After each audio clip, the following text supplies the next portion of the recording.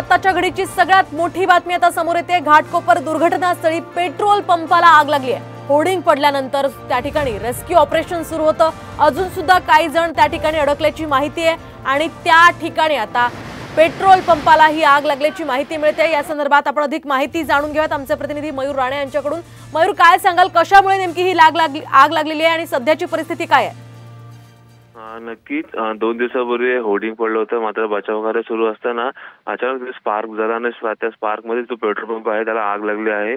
आता तर आग विझवण्याचं सध्या काम सुरू आहे। अग्निशमन दलाच्या 5हून अधिक गाड्या आहेत त्या तिथे रवाना झालेल्या आहेत। पोलीस प्रशासन असेल किंवा अग्निशमन दल असेल ते आग विझवण्याचा सध्या प्रयत्न करत आहे। हानी झाली आहे का तिथे, काही माहिती मिळते का? अजूनही माहिती अशी भेटली नाही। वित्तहानी मात्र मोठ्या प्रमाणात झाली असून जीवितहानीही अजूनही झालेली नाही आहे।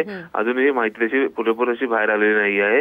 मात्र आग विझवण्याचं काम आहे ते सध्या अग्निशमन दल करत आहे। अगदी नक्कीच धन्यवाद मयूर दिलेल्या या सविस्तर माहितीसाठी। तर आपण पाहतोय होर्डिंगच्या दुर्घटनास्थळी आता पेट्रोल पंपाला आग लागल्याची माहिती